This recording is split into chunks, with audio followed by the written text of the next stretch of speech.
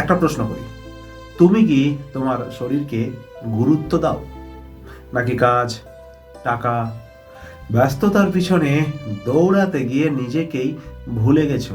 মনে রাখো, টাকা হারালে কিছু হারাও, সময় হারালে অনেক হারাও, কিন্তু স্বাস্থ্য হারালে সবটুকু হারিয়ে ফেলো। আজকের দিনে আমরা কি করছি?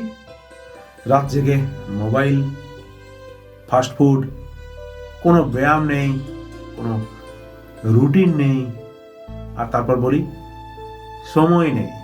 সময় নেই নাকি আমরা নিজের জন্য সময় রাখি না?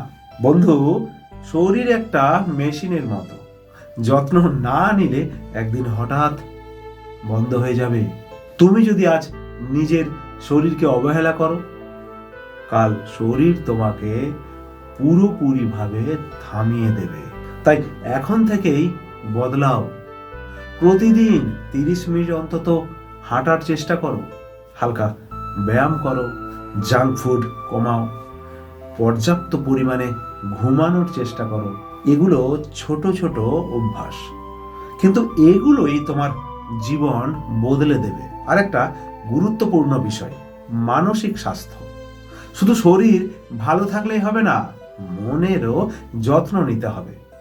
চাপ, টেনশন, হতাশা, এগুলো চুপচাপ ভিতর থেকে অনেক মানুষকে ভেঙে দেয়। তাই নিজের সাথে কথা বলো, প্রয়োজনে বিশ্রাম নাও, যা ভালো লাগে সেটা করো।